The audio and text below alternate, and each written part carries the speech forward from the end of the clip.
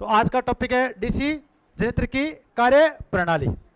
तो अगर अपन सबसे पहले बात करें तो कोई भी मशीन आपसे पूछा जाएगा, तो कोई भी मशीन, अगर मशीन की बात करेंगे तो कौन से सिद्धांत पे काम करेगी?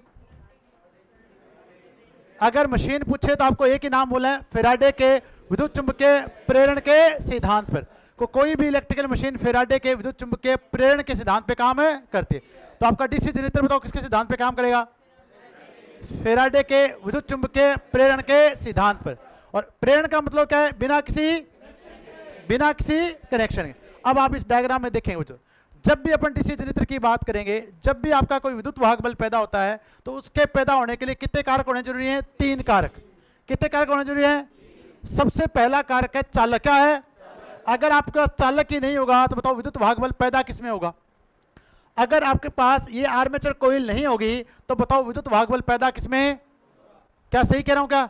तो सबसे पहली जो जरूरत है वो किसकी है? चालक की। फिर दूसरा आता है चुंबकीय क्षेत्र। क्या आता है?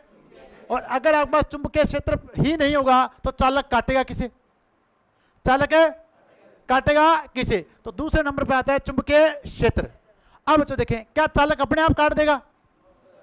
तो तीसरा कारक आता है चालक को घुमाने वाला बल। चालक को घुमाने वाला बल। तो किसी भी विद्युत मशीन में जब आपके पास डायनेमिक या आपके पास कौन सा डायनेमिक को क्या बोलेंगे हिंदी में? गतिज ईएमएफ। कौन सा ईएमएफ है? गतिज ईएमएफ पैदा होना है तो उसके लिए कितने कारक होने जरूरी हैं? 3।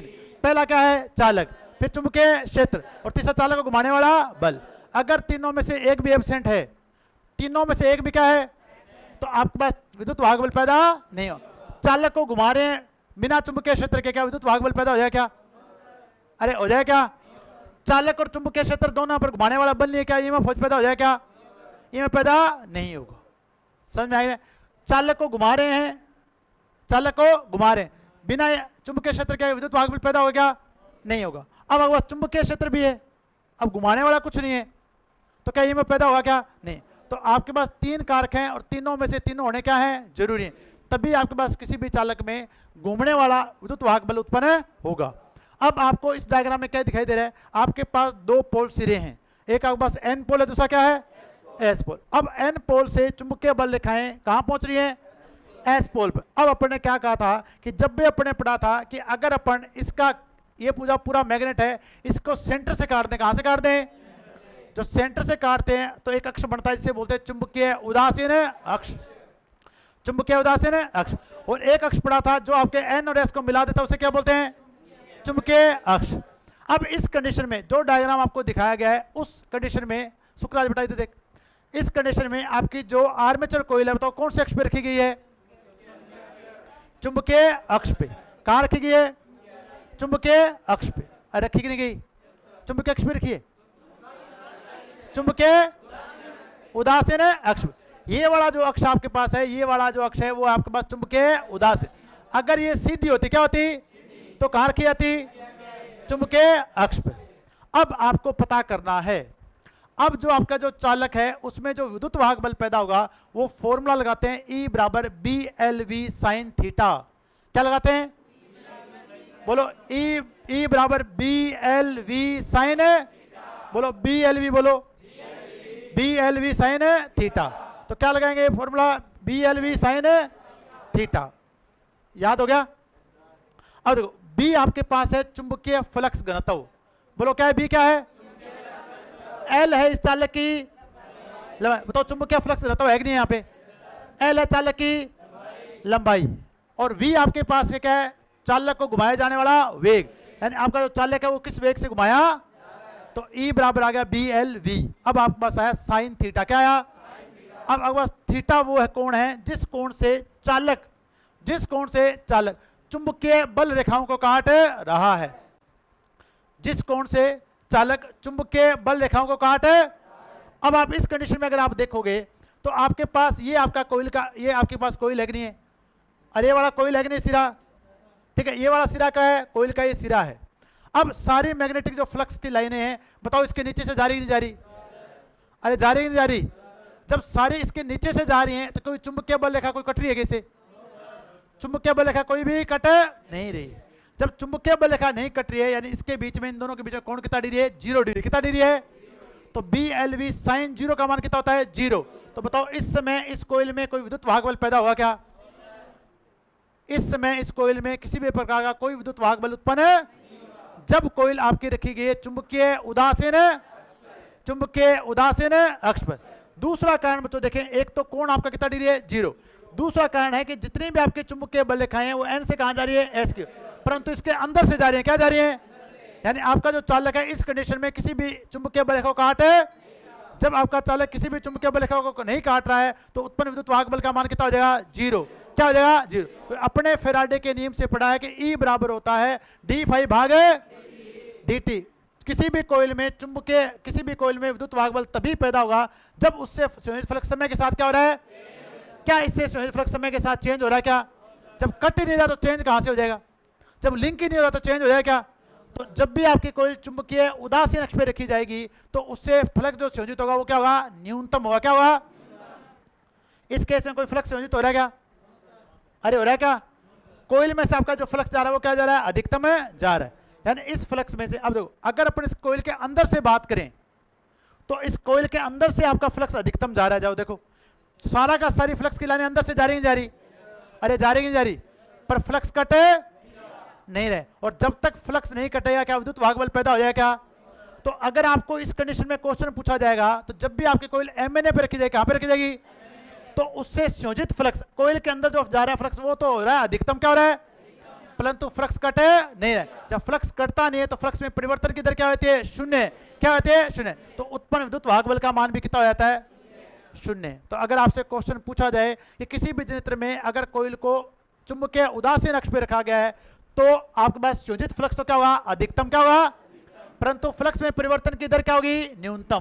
परंतु फ्लक्स में परिवर्तन की दर क्या होगी? इसलिए आपका उत्पन्न EMF कितना हो जाएगा? 0। क्या हो जाएगा? जब कोइल कहां पे रखी गई है? कहां पे रखी गई है? MNA पे, चुंबकीय उदासीन अक्ष। अब याद हो गया यहां तक सारी बातें समझ में आ गई। अब आपके पास जितनी भी चुंबकीय बल रेखाएं हैं वो N से कहां जा रही है? S की। परंतु आपके पास जो कोइल है वो किसी भी फ्लक्स को काटे तो आपके पास उत्पन्न विद्युत वाहक बल का मान कितना हो जाएगा? 0। इस कंडीशन में आपके पास कोण कितना डिग्री बन रहा है? 0। कितना बन रहा है? 0। तो E बराबर BLV साइन थीटा का मान कितना हो जाएगा? 0। तो उत्पन्न विद्युत वाहक बल का मान भी कितना हो जाएगा? 0। बताओ समझ में आई नहीं है? अब अपन इसको आगे लेके चलते हैं।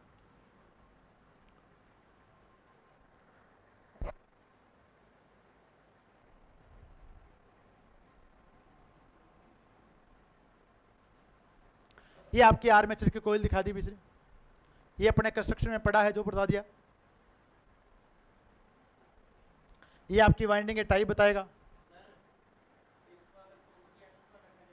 अभी लाएंगे तो कीप बस, अभी आ रहा हूं। पहले एक कंडीशन तो पूरी कर दें दे, अब अगली कंडीशन लेके आ रहा हूं। चलो अब सेकंड कंडीशन आ चुकी है, जब आपकी कोइल रखी गई चुंबकीय अक्ष पे। बताओ आगे नहीं आगे? आपने इसे स्टार्टिंग कंडीशन अगर इसको 0 डिग्री माना, कितना डिग्री माना है? 0। जब आपकी कोइल चुंबकीय उदासीन अक्ष पे थी तो उसे कितने माना है? 0। अब आपने घुमाना चालू किया, कितने डिग्री घुमा दिया? 90 डिग्री। कितने डिग्री घुमा दिया? अब आपकी जो कोइल है वो कहां पे आज के? चुंबकीय अक्ष पे, चुंबकीय अक्ष। आगे भी आगे। अब इस केस में बताओ क्या हो रहा है? अब जितने भी चुंबकीय बल रेखाएं हैं तो आधी ऊपर से गई कि नहीं गई? आधी क्या जा रहे हैं? नीचे। क्या इस समय आपका जो फ्लक्स संयोजन होगा क्या अधिकतम है कि न्यूनतम है? जो फ्लक्स संयोजन होगा वो होगा न्यूनतम। क्या होगा? पर जैसे ये ऊपर जाएगी जैसे क्या आएगी? नीचे। तो ये चालक लगातार चुंबकीय बल रेखाओं काटता है कि नहीं आएगा? तो बताओ फ्लक्स में जो संयोजन, जो आपका फ्लक्स में परिवर्तन होगा वो बताओ अधिकतम होगा नहीं होगा? तो जब भी आपकी कोइल MNA पे रखे, जब भी आपकी कोइल चुंबकीय अक्ष पे रखी जाएगी तो उसमें उत्पन्न विद्युत वाहक बल का मान अधिकतम होगा नहीं होगा? अब दूसरा देखो, दूसरा आपके पास कोण जो कितना डिग्री बन रहा है? 90 डिग्री। कितना बन रहा है? ये आपकी कोइल रखी गई है, ये आपकी जो कोइल है वो रखी गई है चुंबकीय अक्ष पे। कहां पे रखी गई है? चुंबकीय अक्ष पे। अब इसके ऊपर से ऐसे जा रही है चुंबकीय बल रेखाएं, जा रही कि नहीं जा रही? अगर आप यहां से कोण बनाओ तो बताओ कितना डिग्री बनेगा? और साइन 90 का मान कितना होता है? 1। क्या होता है? 1। तो अगर आप 1 से गुणा करोगे तो बताओ अधिकतम विद्युत वाहक बल पैदा होगा नहीं होगा? कब? जब आपकी कोइल कहां रखी गई है? चुंबकीय अक्ष पे, चुंबकीय अक्ष। तो जब भी आपकी कोई चुंबकीय अक्ष पे रखी जाती है तो आपकी जो चुंबकीय जो आपका आर्मेचर कोइल होती है वो चुंबकीय बल रेखाओं के लंबवत होती है। क्या होती है? क्या होती है? लंबवत। और जब भी आपकी लंबवत होगी तो कोण कितना डिग्री बनेगा? कितना बनेगा? 90। और साइन 90 का मान अधिकतम होता ही नहीं होता। तो इस केस में जब भी आपकी कोई चुंबकीय अक्ष पे रखी जाएगी उत्पन्न विद्युत वाहक बल का मान क्या होगा? अधिकतम होगा। समझ में आ गया? दूसरा, जब आपकी कोई चुंबकीय अक्ष पे रखी जाएगी तो इससे फ्लक्स संयोजन क्या होगा? न्यूनतम। क्या होगा? सभी बल रेखाएं देखो, कुछ ऊपर से चलेगी, कुछ क्या चलेगी? नीचे। देखो अगर ये यहां रखा गया है तो कुछ ऊपर से जा रही है, कुछ क्या जा रही है? पर जैसे ही ऐसे ऐसे हो गई तो बताओ सारी बल रेखाओं काटेगी नहीं काटेगी? जब सभी चुंबकीय बल रेखाओं एक साथ काटेगी तो फ्लक्स में परिवर्तन की दर अधिकतम होगी नहीं होगी? तो बताओ उत्पन्न विद्युत वाहक बल का मान भी अधिकतम होगा नहीं होगा? आ गया समझ में? कोई दिक्कत भी? अरे कोई दिक्कत? अब अपन जो फैराडे का जो फ्लेमिंग का जो नियम पढ़ेंगे वो बाद में पढ़ेंगे। पहले बताओ इतनी बातें समझ में आई नहीं? अब अपन इसको और समझते हैं अगले डायग्राम से।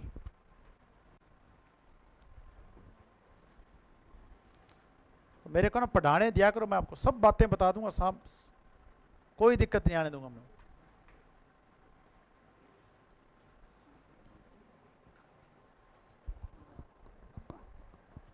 तो अब तक आप कितनी बातें सीख चुके हो? 2 बातें सीखी।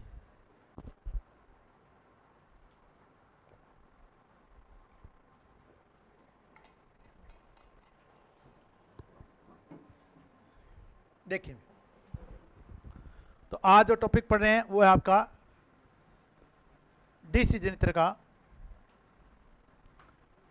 डीसी जनित्र की कार्यविधि, वर्किंग प्रिंसिपल।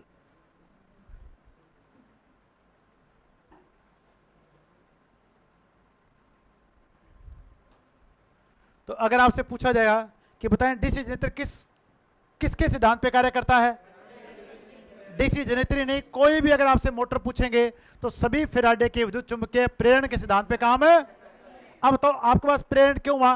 क्या आपका पोल के साथ डायरेक्ट कनेक्शन बना आर्मेचर वाइंडिंग का, फिर भी आर्मेचर वाइंडिंग में क्या पैदा हो गया? विद्युत वाहक बल बिना किसी कनेक्शन के, तो उसे बोलते हैं प्रेरण। क्या बोलते हैं? तो सबसे पहले आपको यही लाइन लिखिए कि डीसी जनित्र फैराडे के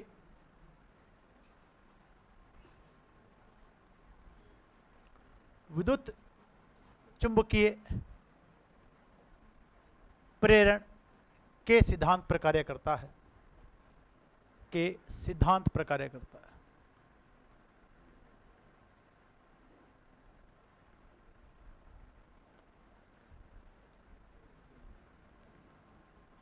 अब डीसी जनित्र को हमेशा हम देते हैं यांत्रिक ऊर्जा। क्या देते हैं?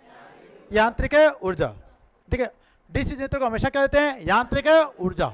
जैसे लड़कियां अगर आप सिलाई मशीन काम में लेते हो तो अगर आप उसको हाथ से घुमा रहे हो तो क्या दे रहे हो आप? यांत्रिक ऊर्जा। और जब अपन इसको यांत्रिक ऊर्जा देते हैं तो आपको बदले में मिलती है विद्युत ऊर्जा। क्या मिलती है?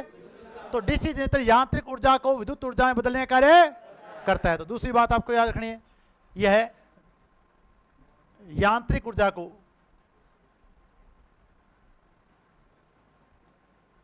विद्युत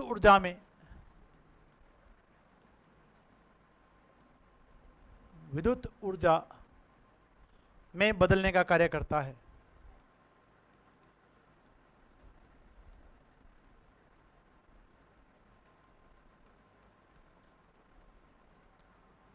का कार्य करता है। अब मेरे को बताओ 3 कारक कौन कौन से हैं? जब भी आपको किसी चालक में विद्युत वाहक बल पैदा करना तो कितने कारक होने चाहिए? 3। पहला क्या बोलोगे? 2 नंबर पे चुंबकीय क्षेत्र, और तीसरा चालक को घुमाने वाला बल, चुंबकीय क्षेत्र में घुमाने वाला बल। तो देखें तीसरा लिखेंगे, किसी भी चालक में तो स्थिर ईएमएफ पैदा हो रहा है या गुणित ईएमएफ पैदा हो रहा है? गुणित। जब भी गुणित ईएमएफ की बात करें तो 3 कारक होने चाहिए। कितने होने चाहिए? 3। और स्थिर वाले में होते हैं 2। कितने होते हैं? 2। किसी भी चालक में गुणित ईएमएफ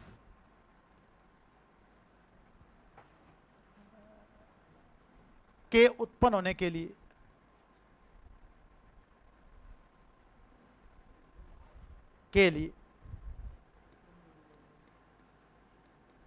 तीन कारक आवश्यक हैं।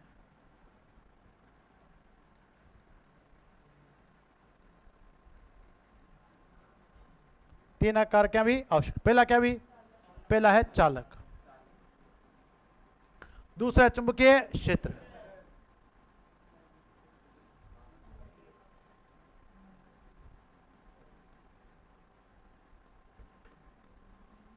और दूसरा चालक को घुमाने वाला बल। चालक को घुमाने वाला बल।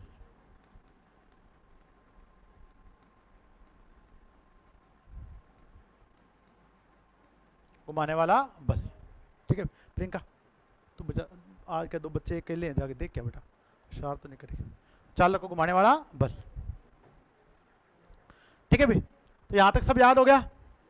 याद हो गया? तो डीसी जनरेटर किसके सिद्धांत पे काम करेगा? फैराडे के विद्युत चुंबकीय प्रेरण के। ठीक है, यांत्रिक ऊर्जा किसमें कन्वर्ट कर देता है? विद्युत ऊर्जा में। और कितने कारक चाहिए आपको? तीन, चालक, चुंबकीय क्षेत्र और चालक को घुमाने वाला बल। ठीक है भाई, ये तो बुक ले जा बेटा भाई, उनके पास ही बैठ जाना। आज क्या वो हमारे 7.5 का बच्चा है, वो क्या 2 ही साल का है, तो ऋत्विक ज़्यादा टेंशन देती नहीं हमें। वो तो क्या हमारी क्या होगी, हैबिचुअल हो चुकी है हमारे साथ। क्या हो चुकी है? हैबिचुअल। वहीं बैठ जाओ।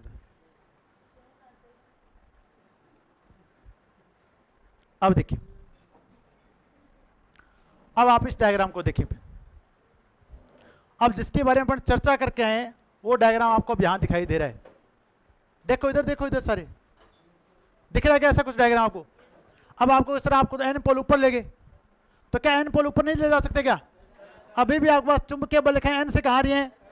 एस की। इस डायग्राम को आप देखें, आपके लिए मैं बातें बता दूं। अब अगर आपके पास ये वाला जो अक्ष है वो बताओ कौन सा अक्ष है? अरे चुंबकीय अक्ष। ये वाला जो अक्ष है वो कौन सा अक्ष है? चुंबकीय अक्ष है क्या ये? और जब आपकी आर्मेचर को यहां रखी जाएगी तो ये कौन सा अक्ष है? चुंबकीय उदासीन अक्ष है क्या? देखते जाना भी, मैं कह रहा हूं आपको बहुत अच्छे से समझ में आएगा। और आपके जितने भी क्वेश्चन यहां से बनेंगे मैं आपको कल करवाने वाला हूं, देखना कैसे कैसे क्वेश्चन पूछे गए यहां से। अब देखें भी, अब अपने कहा कि आपकी जो आर्मेचर कोइल है उसमें उत्पन्न विद्युत वाहक बल को कैसे लिखा जा सकता है? तो देखिए भी, आर्मेचर में या आर्मेचर कोइल में उत्पन्न विद्युत वाहक बल, विद्युत वाहक बल, इसे अपन कैसे लिख सकते हैं? BLV sine theta. BLV sign theta. अब आपको बताओ, बी बताइए आपको यहां से, एल पता ही है, वी वोल्टेज है, तो क्या है? वेग, वेलोसिटी, जिस वेग से आपके चालक को घुमाया। और अब देखो यहां पे आपको देखो ये थीटा बनाया हुआ है इसने, ये देखो थीटा बनाया हुआ है। तो थीटा क्या है? थीटा वो है जिस अक्ष, जिस कोण से चालक चुंबकीय लाइनों को काटता है। समझ में आया? यानी चुंबकीय लाइनों और चालक के बीच का कोण क्या कहलाता है? थीटा। क्या कहलाता है अभी? थीटा। अब आप इस डायग्राम में देखते जाना। अब अपन चालू कर रहे हैं 0 डिग्री से। कहां से चालू करें? 0 डिग्री से। ये आपके पास कहां दिखाएगा? ये क्या दिखाएगा आपके पास? 0 डिग्री। अब अपने जब 0 डिग्री पढ़ा था तो मैंने कहा था जब भी कोई आपकी आर्मेचर कोइल यहां रखी गई है MNA पे, तो कितना मानोगे इसको? बताया था भी आपको, जब भी आपकी आर्मेचर कोइल कहां रखी गई है? MNA पे, तो कितना डिग्री मानोगे? तो अब आपके पास जो आर्मेचर कोइल बताओ कहां पे रखी गई है? 0 डिग्री पे। कितने डिग्री पे? 0 डिग्री पे। अब इस केस में जो आपके चुंबकीय बल रेखाएं हैं वो इसके नीचे से जा रही थी, नहीं जा रही थी? तो चुंबकीय बल रेखाएं क्या चालक को काट रही थी? क्या चालक को नहीं काट रही थी। जब दो रेखाएं आप बताओ जब चालक को नहीं काटती हैं तो वो समांतर चलती है, लंबवत होती हैं? भाई ये दो लाइनें बराबर बराबर चल रही हैं, काट नहीं रही, तो अपन इसे क्या बोलेंगे? समानांतर। क्या बोलेंगे? यानी जब भी आपकी कोई चुंबकीय उदासीन अक्ष पर रखी जाती है तो वो चुंबकीय बल रेखाओं के समानांतर है कि नहीं है? और समांतर में कौन कितना डिग्री पढ़ोगे? 0 डिग्री। कितना पढ़ोगे? 0 डिग्री। अब आगे बात बच्चों देखें, इस BLV साइन थीटा का मान कितना रख दो? घंटी बजा बेटा बाहर से।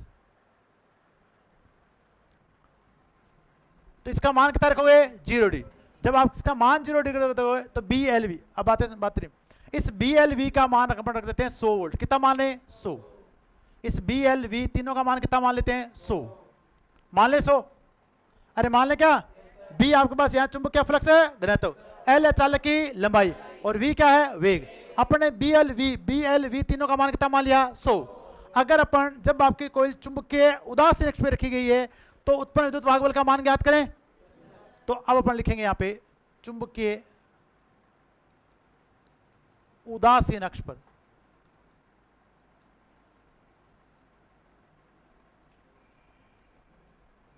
चुंबकीय उदासीन अक्ष पर आर्मेचर कोइल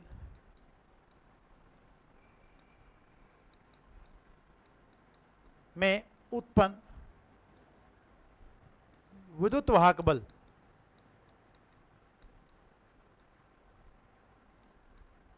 क्या लिखें भाई इसमें, B L V sine theta. अब यहां बी एल वी का मान तो कितना है 100 है, पर थीटा का मान कितना हो चुका है 0 डिग्री। तो बताओ ईएमएफ कितना पैदा होगा 100 गुणा में 0, कितना वोल्ट पैदा होगा 0। कितना वोल्ट पैदा होगा। अब आप यहां देखो इस डायग्राम में, जब आपके पास 0 है तो उत्पन्न विद्युत वाहक बल का मान भी कितना है 0। अब आपकी कोइल क्या यहां पे हमेशा 0 पे रहेगी भी। अब जैसे कोइल को आप आगे घुमाओगे, कितने क्या घुमाओगे आगे, जब आप आगे घुमाओगे तो ये घूम के चलेगी 30 डिग्री पे, कितने डिग्री पे चलेगी। अब आप देखो इसके बीच में जो कोण बन रहा है वो कितने डिग्री बन रहा है, चालक और चुंबकीय क्षेत्र के बीच जो कोण बनेगा वो कितना डिग्री बनेगा, कितने डिग्री बनेगा 30। ये आप देखो यहाँ पे 0 है, यहाँ पे कोण कितना डिग्री बना है 30 डिग्री। ये वाला देखो थीटा, ये कोण कितना डिग्री बनेगा 30 डिग्री। बना कि नहीं बना। यानी अब आपका जो चालक है वो चुंबकीय क्षेत्र को 30 डिग्री के कोण पे काटेगा, कितने डिग्री के कोण पे काटेगा। अब साइन 30 का मान होता है 1/2, साइन 30 का मान कितना होता है 1/2। अब आप बच्चों देखें नेक्स्ट कंडीशन अपन देखते हैं।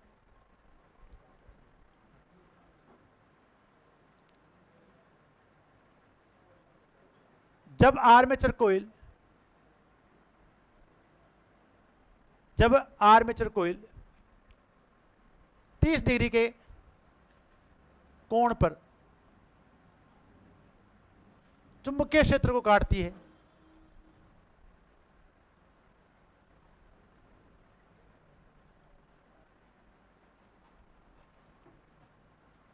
तो उत्पन्न विद्युत वाहक बल,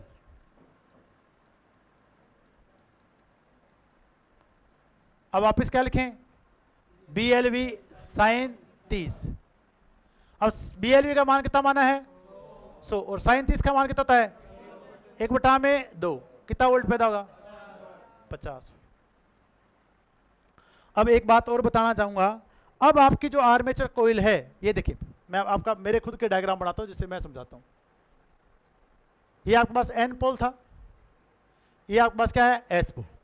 स्टार्टिंग कंडीशन में ये आपका आर्मेचर भी, यहां पर आपकी कोइल रखी गई थी, ये ए डैश।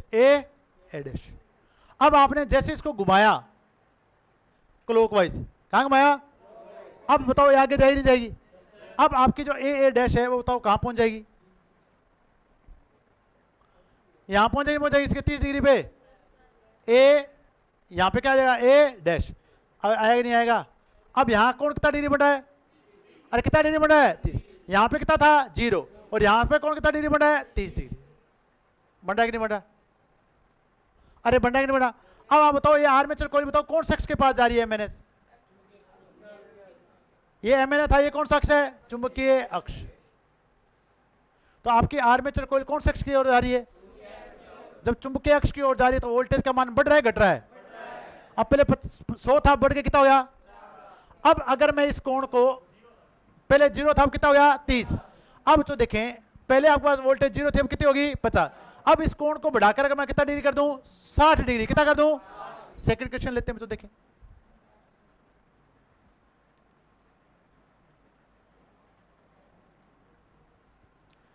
जब आर्मेचर कोइल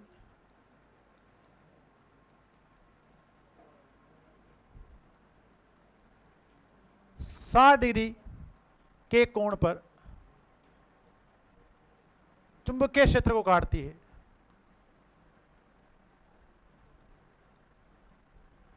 काटती है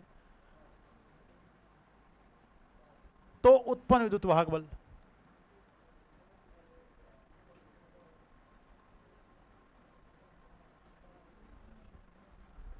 वापस देखिए B L V sine theta, B L V का मान कितना है, साइन 60 का मान होता है √3/2, इसका मान आएगा 86.6। बताओ समझ में आएगी नहीं है। यानी अब अपन थर्ड कंडीशन वापस बनाते हैं, यहां अगर 30 था तो यहां आ गया तो कितना बन जाएगा 60, कितना बन जाएगा 60, यानी ए और ए डैश अब इधर आएगा कि नहीं आएगा। अब इसका कोण कितना डिग्री बन रहा है 60 डिग्री, अब तो कोण और बढ़ा नहीं बढ़ा, ये कोण कितना डिग्री बन रहा है 60। अब बताओ अगर कोण ज्यादा है तो बताओ उत्पन्न वोल्टेज का मान भी ज्यादा हो नहीं हो गया, अरे हो रहा है कि नहीं हो रहा। यानी जैसे जैसे अपन चुंबकीय उदासीन अक्ष से चुंबकीय अक्ष की ओर बढ़ रहे हैं उत्पन्न वोल्टेज का मान बढ़ रहा है घट रहा है, यानी फ्लक्स में परिवर्तन की दर बढ़ रही है घट रही है, फ्लक्स में परिवर्तन की दर बढ़ रही है। समझ में आ गया। अब अगर अपन बच्चों देखें, अब इसको पूर्णतः घुमा के कहां लेके जाएं, चुंबकीय अक्ष पे, चुंबकीय अक्ष पे, यानी अब अपने पास तीसरा ये आ गया, ए यहां आ गया, ए डैश आपका यहां आ गया। अब तो कोण कितना डिग्री हो गया, कितना हो गया, और साइन 90 का मान कितना होता है 1, साइन 90 का मान कितना होता है 1। तो अपन तीसरी कंडीशन लिखते हैं, देखो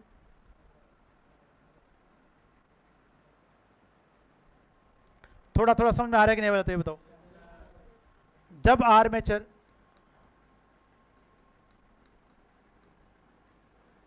कोइल 90 डिग्री कोण पर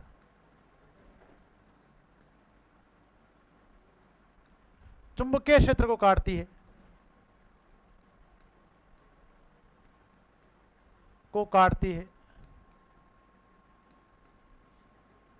तो उत्पन्न विद्युत वाहक बल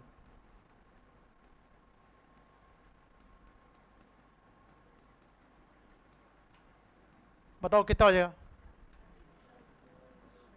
B L V sine 90, theta का मान कितना रखेंगे 90, अब बी एल वी का मान कितना है 100 और साइन 90 का मान कितना होता है, क्या अधिकतम ईएमएफ पैदा हुआ कि नहीं हुआ, बताओ समझ में आएगा नहीं है। ये आपको एग्जांपल में आपकी निम्मी की बुक का समझा रहा हूँ, कहीं आप सोच रहे हो कि सर मर्जी से समझा रहे हैं, जो डायग्राम भी दिया गया वो कहाँ से लेके आए हूँ, निम्मी की बुक से।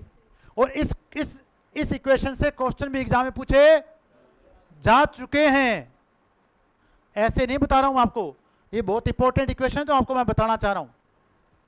तो अब आपको क्या समझ में आया कि जब भी अपन चुंबकीय उदासीन अक्ष से चुंबकीय अक्ष की ओर बढ़ते हैं तो बताओ उत्पन्न विद्युत वाहक बल का मान बढ़ता है घटता है, और बढ़ता क्यों है ये बता दो चलो मेरे को।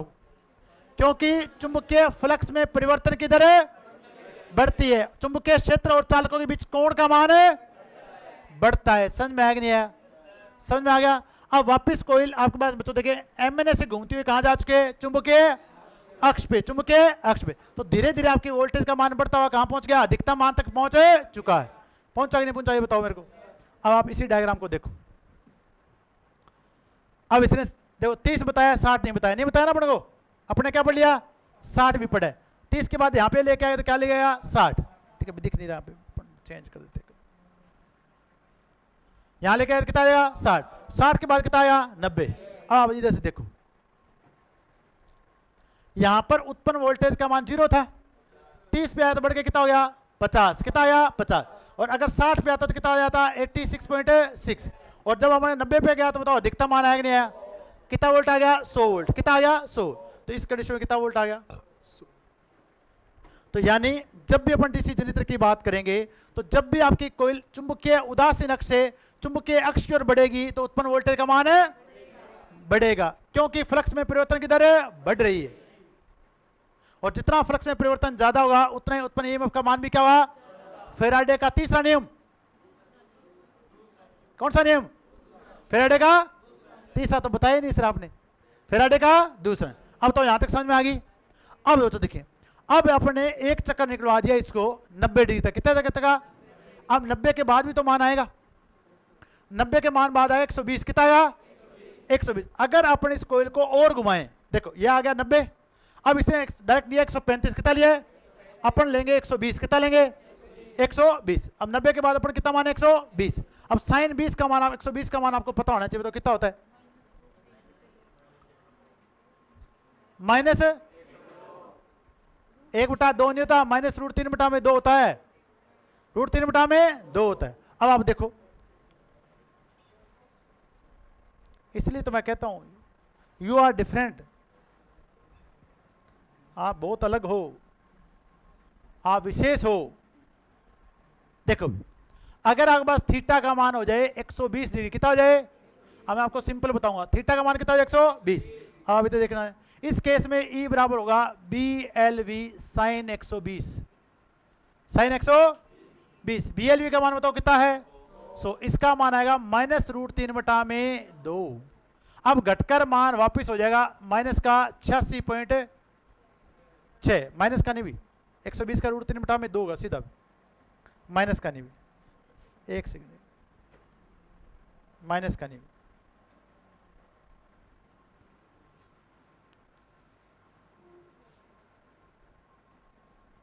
तो इसका मान 100 है, इसका आएगा √3/2, तो घटकर कितना आ जाएगा वापिस 86.6।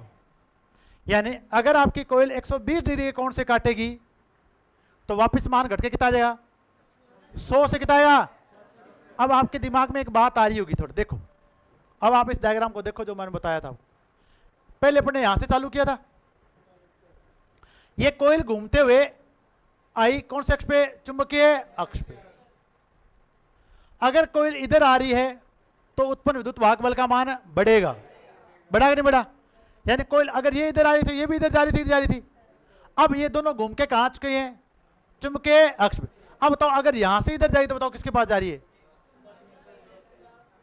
MNA पे। कहां पे जा रही है, तो MNA पे जाओगे तो बताओ वोल्टेज घटेगी नहीं घटेगी, एकदम जीरो थोड़ी हो जाएगी, घटते घटते क्या होगी, जीरो होगी। क्या सही कह रहा हूं क्या। अब वापिस देखो, अब अपने पास क्या है, जो कोयल थी वो अपने पास यहां आ चुकी है। अब कौन आपके पास हो चुका है 120 डिग्री, कितना हो चुका है, तो 120 होते हुए इस वोल्टेज का मान घट के कितना हो गया।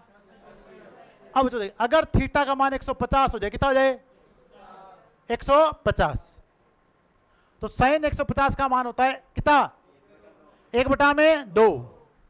तो E बराबर अपन लिखेंगे BLV साइन थीटा। BLV का मान कितना है 100, 1/2, घटकर मान कितना हो गया, कितना वोल्ट हो गया 50। अब वापिस बच्चों देखें, क्या ये चुंबकीय उदासीन अक्ष की ओर जा रही नहीं जा रही। अब बच्चों देखें थीटा का मान बढ़कर वापिस हो गया 180, कितना हो गया, क्या ये वापिस चुंबकीय अक्ष पे पहुंच गई, चुंबकीय उदासीन अक्ष पे पहुंच गई। पर इस बार सिरे क्या हो चुके हैं, चेंज। पहले अगर A यहां था तो A डैश कहां था, यहां पे। अब ये घूमकर A डैश तो आ गया, यहां पर A आ गया, समझ में है कि नहीं है। सिरे क्या हो चुके हैं, चेंज। सिरे क्या हो चुके हैं, चेंज। अब धारा की दिशा चेंज होना स्टार्ट है, हो जाएगी।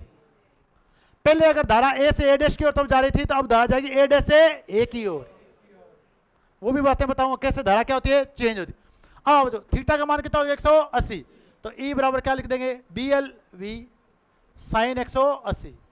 अब इसका मान कितना है 100, इसका मान कितना है 0, तो बताओ वोल्टेज 0 ही नहीं होगी। तो जब अपन चुंबकीय अक्ष से चुंबकीय उदासीन अक्ष की ओर बढ़ेंगे, वापस घट के मान कितना हो जाएगा, कितना हो जाएगा 0। समझ में आ गया क्लियर। अब आप इसी डायग्राम को देखो जो आपके निम्मी की बुक का है, क्या देखो घट रहा है के मान। अरे मैं आपको बता रहा हूं कि आर्मेचर ऑलवेज ऐसी। अब आपके पास ये तरंग प्रारूप बना कि नहीं बना। अब अपन ने कहा कि यहां पर जैसे 120 लाए वापस घट के 86.6 हुआ था कि नहीं हुआ था, अरे 86.6 हुआ था नहीं हुआ था। यहां घट के कितना हो गया 86.6, और जब 150 लेके आए तो घट के कितना हो गया 50, और 180 में कितना हो गया 0 हो गया। क्या इसको अपने साइन वेव बोला था, क्या इसे अपने साइन वेव बोला था। 0 पे 0, 90 पे अधिकतम, 180 में वापिस है 0। कौन सी वेव बन रही है, साइन वेव। कौन सी बन रही है, तो साइन के सारे मान मैच करेगी नहीं करे, क्योंकि कोस 0 होता तो कोस 0 का मान कितना था 1। 0 पे अधिकतम होता तो वेव कौन सी होती, कोसाइन वेव। कौन सी होती, पर अब कौन सी वेव बन रही है, कौन सी बन रही है, साइन। अब वापिस बढ़ाना चालू करें इसको। अब यहां तक घूम के वापिस आ चुके 0 से लेकर 180। अब 180 के बाद 210, 210 के बाद 240, 240 के बाद 270, 270। अब आपके पास वापस मान चलेंगे माइनस में, किसमें चलेंगे। अब आप देखो सारे मान किसमें आएंगे, माइनस। चेक करते हैं देखो क्या माइनस में आते हैं। अब आप देखिए, मैं कह रहा हूं थोड़ा सा मैं जब पढ़ाऊंगा तो आपके दिमाग की कसरत जरूर होगी, पर ऐसा क्वेश्चन नहीं होगा जो आपको नहीं आएगा। तो इसमें से कितने भी क्वेश्चन घुमा घुमा के आपसे पूछे जा सकते हैं, पर अगर आपको एक बार समझ में आ गया तो आपको दिक्कत नहीं आएगी। ठीक है, समय लग सकता है, मैं आपको बार बार कहता हूँ कि समय लगेगा, अपन जब समझेंगे। अब आप देखो 180 के बाद अपने माना है 210, कितना माना है, थीटा कितना मान लिया 210, तो ई बराबर वापस फॉर्मूला रखेंगे B L V sine theta. B L V का मान कितना है 100, साइन 210। अब आप बच्चों देखिए 0 के बाद वापस मान बढ़ना चालू होगा, बढ़ेगा नहीं बढ़ेगा, पर इस बार बढ़ेगा माइनस में, किसे बढ़ेगा, माइनस में। तो साइन 210 का जो मान होता है वो आपके पास होता है 1/2, किसका, माइनस का, 1/2 किसका, माइनस। तो इस बार बच्चों देखें आपके पास जो मान आएगा वो आएगा माइनस का 50 वोल्ट, कितना वोल्ट है, माइनस का 50। अब आप इसी डायग्राम से देखो, अब आपका ए डैश इधर घूमना चालू हो गया, पहले ए आ रहा था, अब कौन आ रहा है, ए डैश, कौन से अक्ष की ओर है, चुंबकीय अक्ष की ओर, चुंबकीय, पर वोल्टेज का मान बढ़ेगा पर ऋणात्मक मान बढ़ेगा, कौन सा मान बढ़ेगा, ऋणात्मक। तो वापस बताओ मान बढ़ना चालू हो जाए नहीं हो जाएगा, अब आपके पास 0 से वापस आएगा माइनस का 50। फिर बच्चों देखें यहां पर आ गया माइनस का 50 वोल्ट, फिर अपने पास कितना आएगा एंगल 240, तो ई बराबर वापस बी एल वी साइन 240। अब तो इसका मान कितना है 100 और इसका मान आएगा माइनस का √3/2, तो बताओ वोल्टेज कितनी आ जाएगी, माइनस का 86.6। बताओ वोल्टेज बढ़ जाएगी, बढ़ी। जब भी आप चुंबकीय अक्ष की ओर जाओगे तो लगातार वोल्टेज बढ़ेगी घटेगी। अब आपका ए डैश किसकी तरफ आ रहा है, ए डैश देखो, ये ए डैश कहां पे आ रहा है, चुंबकीय अक्ष की ओर। वापिस देखो, अब वापिस मान बढ़कर आपका होगा थीटा बराबर होगा 270, कितना होगा, क्या आपके पास अधिकतम ऋणात्मक मान होगा नहीं होगा, बी एल वी साइन 270। तो साइन 270 का मान होता है माइनस है 1, इसका कितना है 100, इसका प्लस का भी, ये आ गया माइनस का 1, तो कितना आएगा माइनस का 100। समझ में आ गया। तो अब आपका इस बार जो आपके पास, अगर आपके पास ये ए डैश यहाँ आया और ए यहाँ है, तो इस बार बताओ कौन सा मान है, ऋणात्मक मान, कौन सा मान है, ऋणात्मक मान का मतलब बच्चों देखिए सिरे क्या हो चुके हैं, चेंज हो चुके हैं, क्या हो चुके हैं, चेंज। जिस सिरे से धारा पहले आ रही थी उस सिरे से धारा जा रही है। समझ में आया नहीं है। अब आप इसी डायग्राम को यहां वापस देखो, क्या वापस मान माइनस में आ रहे कि नहीं आ रहे। अब अपने जैसे अपन यहां से चालू हुए, ये देखो यहां अगर अपन इसको 30 मानते, कितना मानते 30, यहां 210 माने तो 210 में कितना आ गया माइनस का 50 और 240, हाँ बेटा कितना गया माइनस का 86.6। और जब अपन 270 गए तो माइनस का वापस कितना आ गया 100। तो क्या आपके मान वापस बताओ बढ़ना चालू हो गए नहीं हुए, पर बड़े किसमें, ऋणात्मक मान में, किसमें बड़े। अब बच्चों देखें जैसे अपन चुंबकीय उदासीन अक्ष से चुंबकीय अक्ष की ओर आ रहे हैं, बताओ वोल्टेज का मान बढ़ रहा है कि नहीं बढ़ रहा। अब वापस अपन क्या आएंगे, चुंबकीय अक्ष से वापस कहां जाएंगे, चुंबकीय उदास, वापस मान घटने चालू हो जाएंगे नहीं हो जाएंगे। देखो बढ़ाते हैं वापस,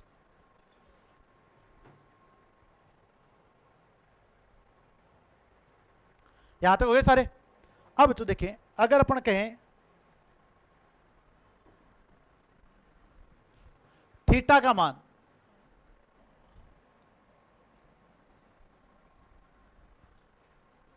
इस थीटा का मान बढ़ के कितना हो जाए 300, कितना हो जाए 300, 270 के बाद कितना आएगा 300।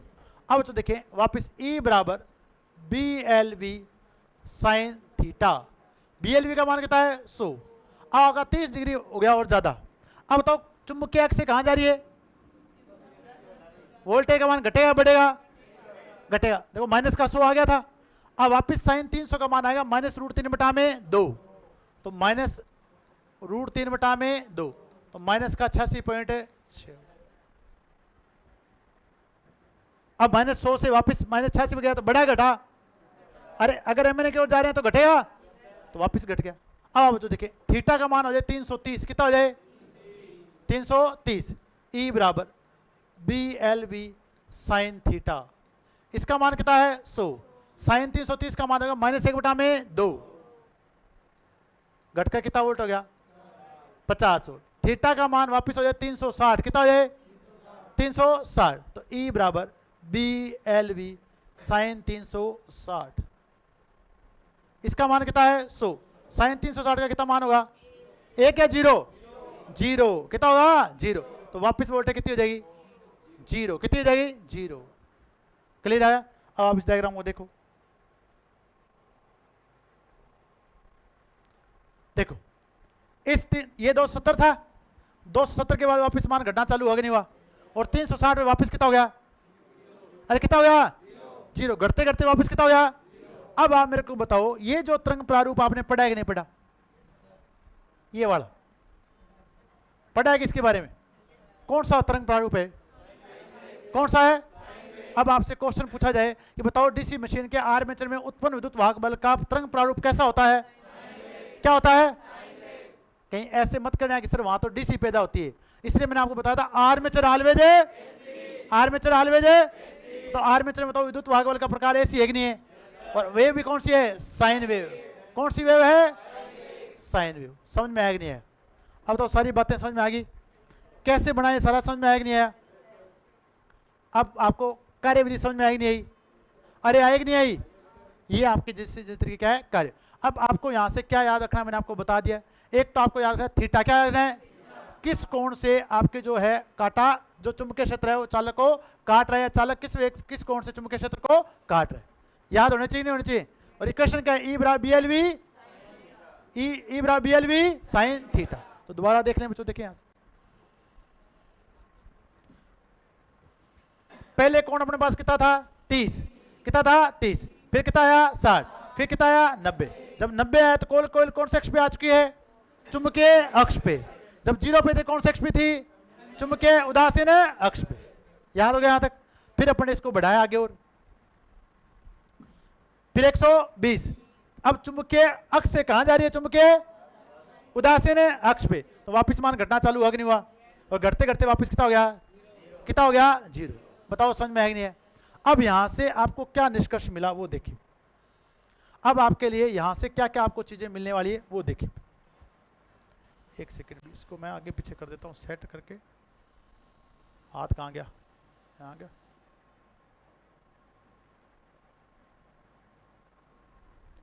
अब आप देखो यहां से आपको क्या क्या मिला है वो देखिए। तो आप बताओ अपने जब जो जो यहां से पढ़ा है आपको रिजल्ट बताना पड़े तो क्या बताओगे आप? क्या बताओ? एक तो गुणित ईएमएफ की समीकरण आपको याद होनी चाहिए, याद रहेगी?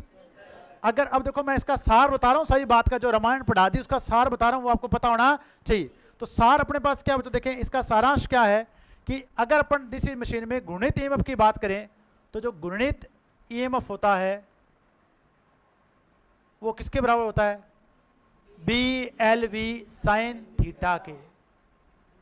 एक क्वेश्चन पूछी जाएगी कि बताएं डीसी जनरेटर में गुणित विद्युत वाहक बल की समीकरण क्या है? B L V sine theta. अब आपको यहां सारे पता होने चाहिए। तो बी बताओ क्या है? चुंबकीय फ्लक्स घनत्व। चुंबकीय फ्लक्स घनत्व याद रहेगा? बताओ बी याद रहता नहीं रहता? और बी की इकाई क्या होती है? वेबर प्रति मीटर, वेबर प्रति मीटर स्क्वायर। अरे सही है क्या? फिर अपने बताया एल क्या? चालक की लंबाई, चालक की लंबाई।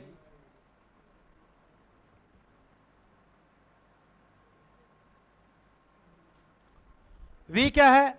चालक का वेग, चालक का वेग। अब बताओ थीटा बताओ क्या है? चालक व चुंबकीय क्षेत्र के बीच का, चालक व चुंबकीय क्षेत्र के बीच का कोण। चालक व चुंबकीय क्षेत्र के बीच का कोण। अब बताओ ये बातें याद होगी सबको? अब अपन बात करें कि एमएनए पे क्या हो रहा है और चुंबकीय अक्ष पे क्या हो रहा है। पहले बताओ ये सार समझ में आ गया? तो जब भी आपको गुणित ईएमएफ की समीकरण पूछेगा बता दोगे? B L V sine theta. B है चुंबकीय फ्लक्स घनत्व, एल है चालक की लंबाई, वी है चालक का वेग, और थीटा वह कोण है जिस कोण से चालक चुंबकीय क्षेत्र को काट रहा है। अब तो देखिए यहां तक आपको ये कहानी समझ में आ चुकी। इसको अपन साइड में लगाते हैं, एक बार और देखें।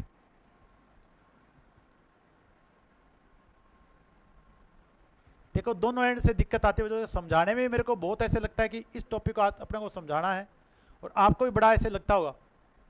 लगता नहीं लगता?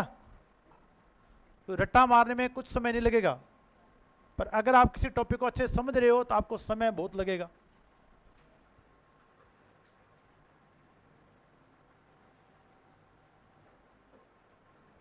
क्या कर रहा है भाई? अब देखिए, आपने पढ़ा था चुंबकीय उदासीन अक्ष, चुंबकीय उदासीन अक्ष। बताओ इस अक्ष पे जब कोयल आ रही है तो इसके साथ क्या हो रहा है? बताओ क्या क्या हो रहा है इसके साथ? जब आपकी आर्मेचर कोयल चुंबकीय उदासीन अक्ष पे जा रही है तो वो चुंबकीय बल रेखाओं के क्या है? समानांतर है। क्या है? समानांतर है। तो इस केस में आपका जो चुंबकीय फ्लक्स है वो कटेगा नहीं। जब चुंबकीय फ्लक्स कट नहीं कटेगा तो हमेशा चुंबकीय उदासीन अक्ष पे रखी कोयल में उत्पन्न विद्युत वाहक बल का मान कितना होगा? जीरो। क्या होगा? जीरो। फ्लक्स में परिवर्तन की दर भी क्या होगी? जीरो। तो इस अक्ष पे क्या हो रहा है वो देखिए, इस अक्ष पे रखी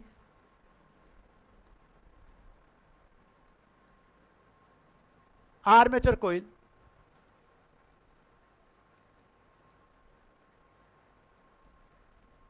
चुंबकीय क्षेत्र के समानांतर होती है, के समानांतर होती है। इसलिए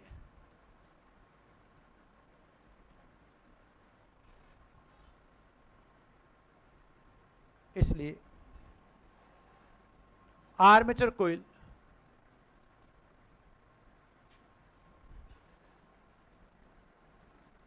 से संयोजित फ्लक्स के परिवर्तन की दर, बोलो कितनी होती है? के परिवर्तन की दर के शून्य होने पर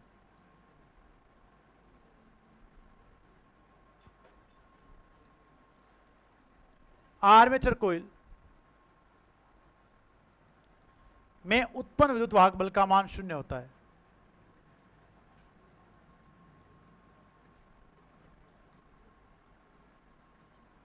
बल का मान कितना होता है भी? शून्य। आपको कारण पता होने चाहिए भी। बताओ समझ में आ नहीं आ गया? तो जब भी आपकी कोई चुंबकीय उदासीन अक्ष पे रखी जाएगी तो आपका जो फ्लक्स में परिवर्तन की दर क्या हो जाएगी? शून्य। और जब फ्लक्स में परिवर्तन की दर शून्य हो जाएगी तो उत्पन्न विद्युत वाहक बल का मान भी क्या हो जाएगा? शून्य।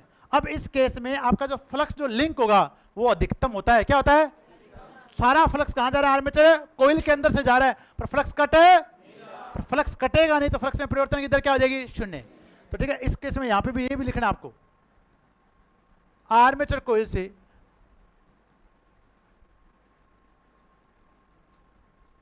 संयोजित फ्लक्स का मान, संयोजित फ्लक्स का मान, फ्लक्स का मान न्यूनतम होता है, न्यूनतम नहीं अधिकतम होता है, का मान अधिकतम होता है।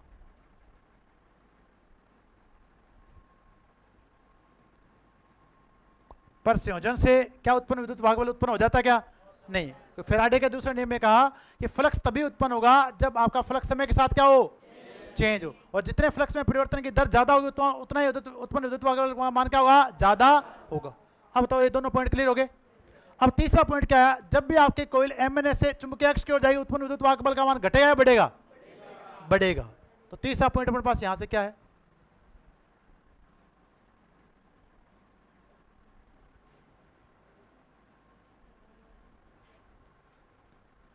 आर्मेचर कोयल के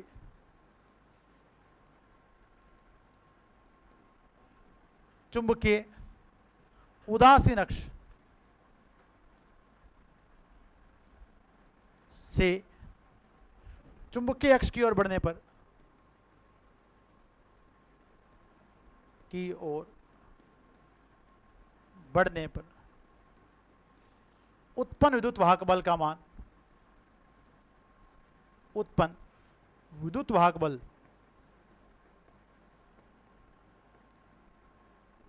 का मान, क्या लिखूं, का मान है बढ़ता है। बताओ तीनों पॉइंट समझ में आगे नहीं आगे, बता देना अभी, क्या तीनों पॉइंट समझ में आगे सभी को, आगे। तो अगर आपकी कोई, पहले तो आपके पास इक्वेशन समझ में आनी चाहिए, इस इक्वेशन से पूछे तो आपको थीटा का मान देगा, बीएलवी का क्या दे देगा, मान, आपको सोल्व करके मान रख देना, साइन के मान आपको याद होने चाहिए। फिर अपने पास क्या है, अगर आपके पास चुंबकीय अक्ष पे है तो अधिकतम फ्लक्स आपका संयोजित होगा, पर फ्लक्स में परिवर्तन की दर क्या होगी, शून्य, तो उत्पन्न विद्युत वाहक बल का मान क्या हो जाएगा, शून्य। दूसरा आपने क्या कहा कि फ्लक्स संयोजन क्या होगा, अधिकतम होगा। और तीसरा आपने पॉइंट क्या कहा कि जैसे आप चुंबकीय उदासीन अक्ष से चुंबकीय अक्ष की ओर बढ़ते हो तो उत्पन्न विद्युत वाहक बल का मान बढ़ता है, कोण का मान आपका लगातार बढ़ता चला जाए, और जितना कोण का मान ज्यादा होगा उतना आपका फ्लक्स में परिवर्तन क्या होगा, ज्यादा होगा। कब पर, जब कोयला आपके कहां से जा रही है, चुंबकीय उदासीन अक्ष से चुंबकीय अक्ष की ओर जा रही है, इस बात का ध्यान रखना। अब तो तीनों बातें क्लियर होगी आपके। अब इस अगला जो पॉइंट आएगा वो आएगा चुंबकीय अक्ष से, कहां आएगा, चुंबकीय अक्ष। अब चुंबकीय अक्ष पे क्या हो रहा है देखिए, चुंबकीय अक्ष पर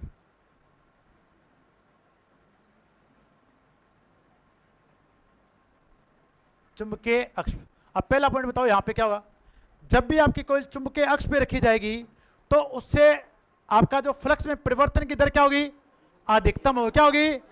और चुंबकीय जो आपकी जो आर्मेचर कोइल है वो चुंबकीय बल रेखा में क्या होगी, लंबवत, क्या होगी, लंबवत, तो अधिकतम विद्युत वाहक बल पैदा होगा नहीं होगा। तो पहली कंडीशन अपन ये लिखेंगे, चुंबकीय अक्ष पर रखी आर्मेचर कोइल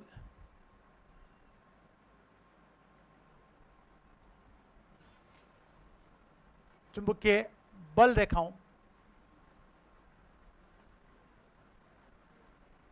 के लंबवत होती है।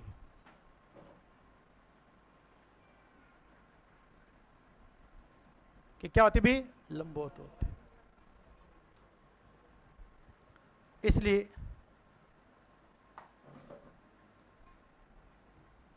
आर्मेचर कोइल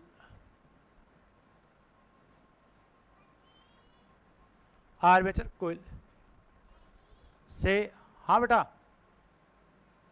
कोई बात नहीं, संयोजित, आ रहा हूं बेटा, फ्लक्स के परिवर्तन की दर क्या होगी बताओ, अधिकतम होगी।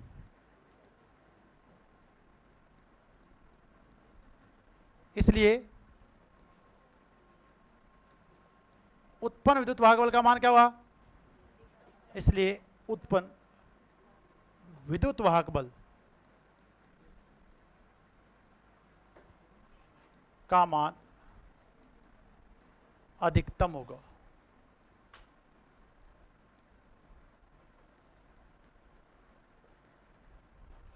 बताओ समझ में आई नहीं है। तो अगर आपके पास बच्चों देखें अधिकतम, अब आपके पास जब भी आपकी कोइल चुंबकीय अक्ष पे रखी जाएगी तो चुंबकीय बल रेखाओं क्या होगी, लंबवत होगी। और इस केस में आर्मेचर कोइल से संयोजित फ्लक्स के परिवर्तन की दर क्या होगी, इसलिए उत्पन्न विद्युत वाहक बल का मान भी क्या होगा। मैं आपको जो लाइनें लिखा रहा हूं ना, ये सीधी लिखी मिलेगी एग्जाम में कहीं, नहीं तो मैं आपको दिखाऊंगा पेपर जिनमें से सीधा आता है लिखा हुआ, आर्मेचर कोइल को जब भी चुंबकीय अक्ष पे रखा गया है तो उसके साथ क्या हो रहा है, तो दोनों कंडीशन बोलेगा, चुंबकीय फ्लक्स क्या होगा, न्यूनतम होगा, परंतु चुंबकीय फ्लक्स की संयोजन की दर क्या होगी, अधिकतम होगी, परिवर्तन की दर अधिकतम, ऐसे पूछता है आपसे। तो जब भी आपकी कोई चुंबकीय अक्ष पे रखी जाएगी तो फ्लक्स संयोजन तो क्या होगा, न्यूनतम, परंतु फ्लक्स में परिवर्तन की दर क्या होगी, अधिकतम होगी। तो सेकंड पॉइंट अपन यहां से लिखेंगे, चुंबकीय अक्ष पर रखी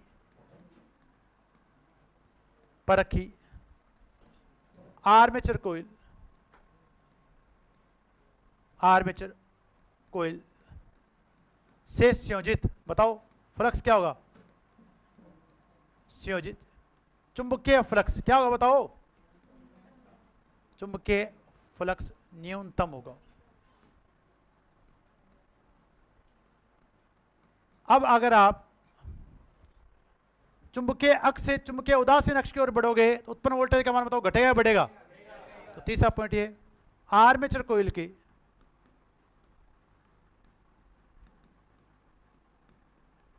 चुंबकीय अक्ष से चुंबकीय उदासीन अक्ष,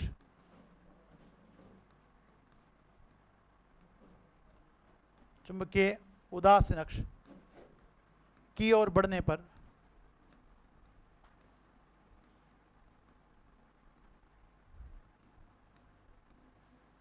उत्पन्न विद्युत वाहक बल, उत्पन्न विद्युत वाहक बल का मान, बोलो क्या लिखें, का मान है घटता। सारे पॉइंट याद हो गए क्या? तो क्या हो रहा है, दोनों कंडीशन याद होगी।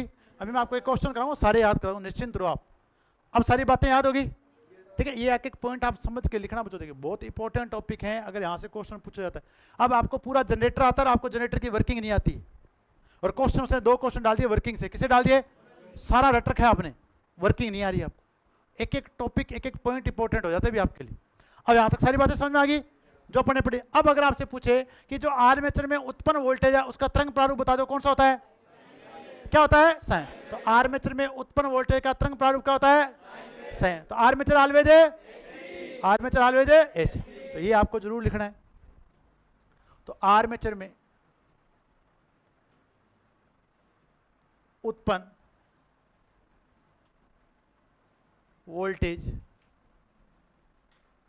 का तरंग प्रारूप, का तरंग प्रारूप जावक्रिय होता है। क्या होती है भी? Sine wave. अब इसकी आपको फ्रीक्वेंसी भी निकालने बताऊंगा जब अपन पढ़ेंगे सिंक्रोनस मोटर। क्या पढ़ेंगे? तो सेम फॉर्मूला अपन वहां से लगाएंगे, सिंक्रोनस मोटर वाला जो फ्रीक्वेंसी का यहां लगाते हैं भी, ठीक है भी।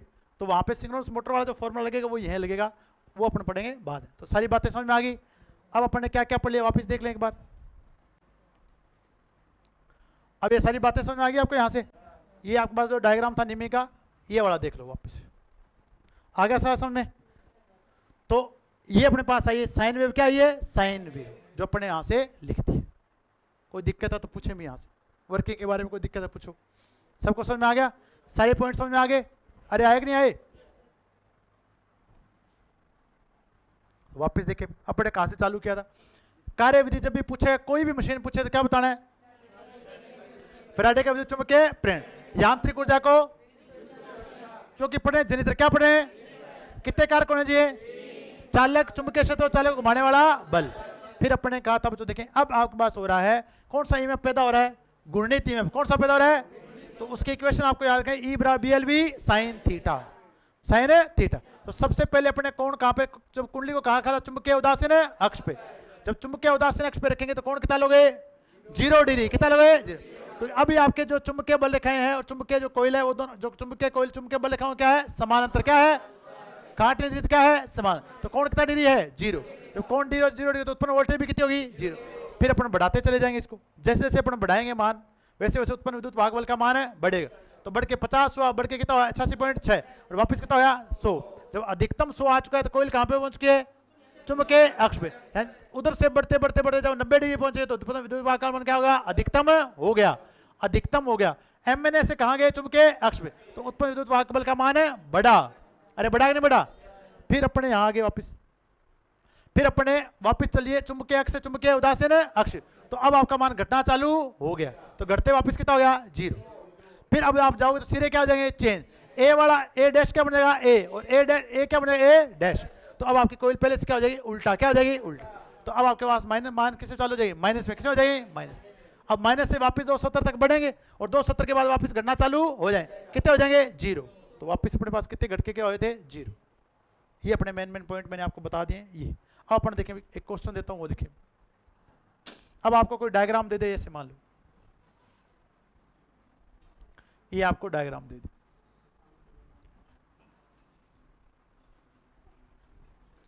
ये आपका N पोल है, ये कौन सा पोल है? S पोल। अब आपको कोयल दे दी, ये कोयल है A डैश, फिर इससे आगे कोयल दे दी B डैश, और एक कोयल आपको दे दी C डैश। हाँ बेटा,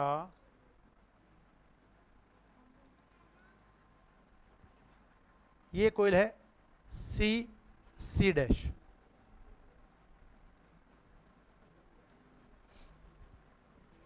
तीन आपको कोयल दी गई डायग्राम में, ए डैश, बी बी डैश, सी सी डैश। अब आपको इस डायग्राम से क्वेश्चन क्या पूछेगा, देखिए चित्र में प्रदर्शित किस कोयल में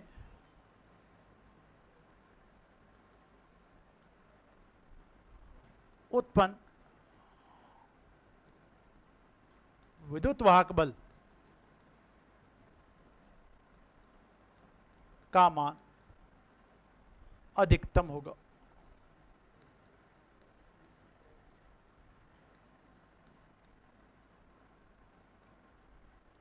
option A dash, B B dash, C dash, उपरोक्त सभी। क्या बहुत बड़ा क्वेश्चन है, अभी इस जीवन में नहीं हो पाएगा? अरे बताओ, बहुत बड़ा क्वेश्चन है क्या? सिंपल सा आपको एक कंसेप्ट पता होना चाहिए कि अब आपके पास ये कौन सा अक्ष था, MN, ये कौन सा अक्ष है? अब आपकी कोयल किस साइड में जा रही है, कहां जा रही है? चुंबकीय उदासीन अक्ष से किधर जा रही है? तो उत्पन्न वोल्टेज का मान बढ़ेगा घटेगा? अब बी डैश में ज्यादा होगा नहीं होगा? किससे? ए डैश से। पर सी डैश में क्या होगा? उससे भी क्या होगा? ज्यादा होगा। तो आपका आंसर क्या आएगा? C dash. अब आप पूछ लेता न्यूनतम विद्युत वाहक बल बताओ कौन सा में है? ए डैश। कोई दिक्कत? अगला क्वेश्चन लिखो। अगला क्वेश्चन देखें।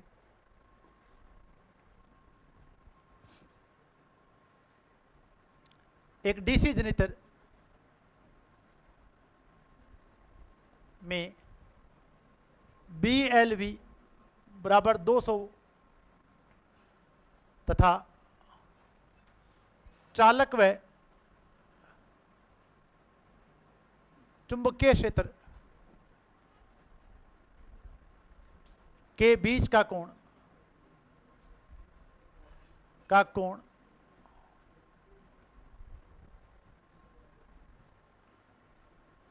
30 डिग्री है,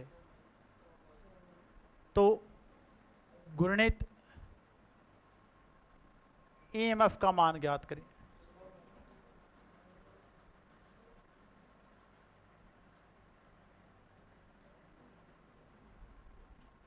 ऑप्शन ए 0 वोल्ट,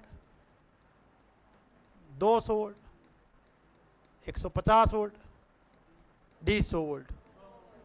कितना है अभी? अब आपको पता होना चाहिए साइन 30 का मान कितना होता है? 1/2। तो 2 को 200 से गुणा करेंगे 1/2 से, तो E बराबर फॉर्मूला क्या लगा दिया अपने? BLV sign theta. तो BLV का मान कितना देखा है? 100। इसका मान कितना है? 1/200। तो घट के कितना आ गया? 100। क्या आप इस क्वेश्चन को नहीं कर सकते? कर सकते। बहुत आसान लग रहा है ना अभी? नहीं तो पता नहीं कहाँ से लेके आए। ठीक है, भी ये क्वेश्चन कहाँ से लेके आया जो मेरे को आ नहीं रहा। अगला क्वेश्चन देखें ऐसे ही।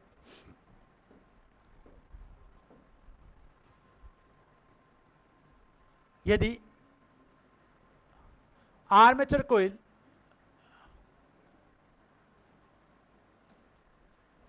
को चुंबकीय अक्ष पे रखा जाए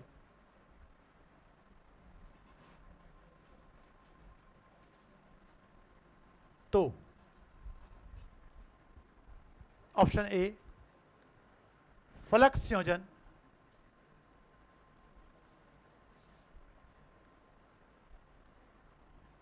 अधिकतम होगा,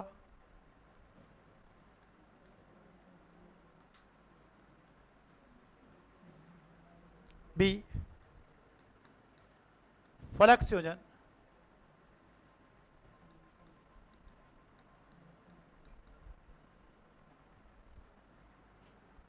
इकाई होगा, सी फ्लक्स संयोजन न्यूनतम होगा,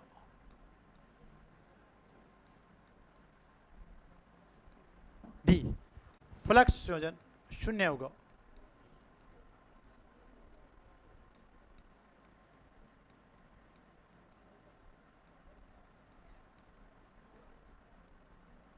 बताओ क्या आएगा आंसर? फ्लक्स संयोजन क्या होगा? न्यूनतम होगा। और अगर आपसे पूछे फ्लक्स से परिवर्तन की दर पूछी जाए तो फ्लक्स से परिवर्तन की दर क्या होगी? अधिकतम होगी। फ्लक्स संयोजन क्या होगा? न्यूनतम होगा। बताओ कुछ समझ में आई नहीं है? और यही क्वेश्चन आपके लिए एमएनए के लिए पूछे तो फ्लक्स संयोजन क्या होगा? अधिकतम होगा। और फ्लक्स में परिवर्तन की दर क्या होगी? न्यूनतम होगी, या क्या होगी? शून्य होगी। समझ में आ रहा है कि नहीं आ रहा? अरे आए सबको समझ में? बताओ वर्किंग समझ में आएगी नहीं आई? चलो आगे तब